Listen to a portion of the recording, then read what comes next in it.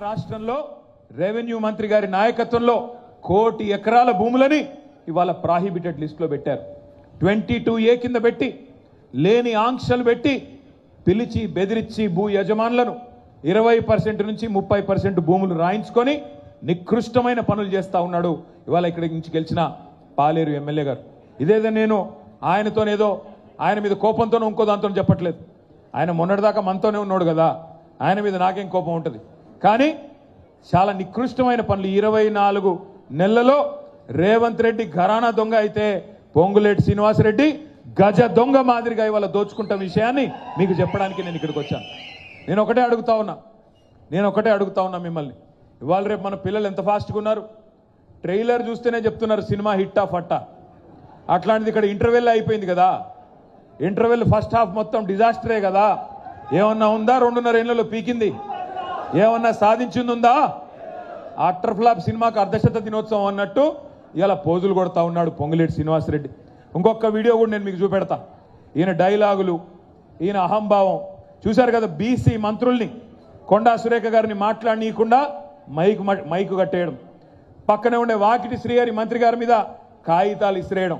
ఎంత అహంకారం కాకపోతే సాటి మంత్రులు, సాటి ఎమ్మెల్యేలు వారు కూడా మీతో పాటు ప్రజల చేత ఎన్నుకోబడ్డ వాళ్ళు అట్లా చేయవచ్చునా? అంత అహంకారం. అధికారులను పట్టుకొని, కలెక్టర్లను పట్టుకొని నీకు సెన్స్ ఉందా అంటున్నాడు. నేను అడుగుతా ఉన్నా, నీకుందా సెన్సు? ఇట్లా సిగ్గు లేకుండా దోచుకోవడానికి, ఇష్టారీతిన అక్రమ మైనింగ్ చేయడానికి నీ కుమారుడి కంపెనీ అడ్డం పెట్టుకొని వట్టినాగులపల్లిలో పడి ఒక గజ దొంగలాగా దోచుకోవడానికి సిగ్గుందా అని అడుగుతా ఉన్నా. ఇవాళ ఆ పల్లవి షా, సతీష్ షా అనే వ్యక్తులు వట్టినాగులపల్లిలో ఎప్పుడో 1967లో భూములు కొనుక్కున్నారు. వాళ్ళ మీద పడి ముసుగులేసుకొని నువ్వు పంపిన కిరాయి మూకలు ఇవాళ వాళ్ళ మీద ప్రాణాంతకమైన దాడి చేసిన మాట వాస్తవం కాదా? ఎఫ్ఐఆర్ చేస్తే ఒక నిజాయితీ గల పోలీస్ అధికారి హబీబుల్లా ఖాన్ అని ఆయనను తెల్లారి వరకే ట్రాన్స్ఫర్ చేసిన మాట వాస్తవం కాదా? ఏది వాస్తవాలు కాదు పొంగులేటి గారు? మీ అన్యాయాలు, మీ అక్రమాలు, మీ అహంకారం ప్రజలు చూడట్లేదు అనుకుంటా ఉన్నారా?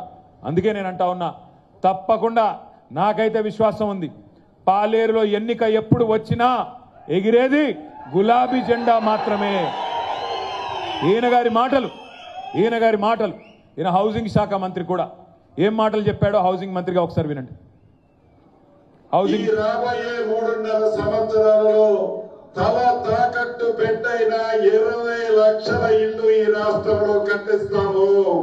20 లక్షల ఇల్లు ఇచ్చిన తర్వాతనే మళ్ళీ అసెంబ్లీ ఎన్నికల్లో మీ గుమ్మానికి వచ్చి ఓటు అడుగుతాము. 20 లక్షల ఇల్లు కట్టిస్తాము, కట్టించినాకనే మీ గుమ్మానికి వచ్చి ఓట్లు అడుగుతాం. సగం సినిమా అయిపోయింది కదా. మరి కట్టాడా 10 లక్షల ఇల్లు? దమ్ముందా పొంగులేటి గారు? 20 లక్షల ఇల్లు కడితేనే ఓటు అడుగుతా అన్నావు కదా, ఆ మాట మీద నిలబడే సత్తా ఉందా అని నేను పాలేరు వేదికగా అడుగుతా ఉన్నా. దమ్ముంటే స్పందించమని చెప్పి కోరుతా ఉన్నా.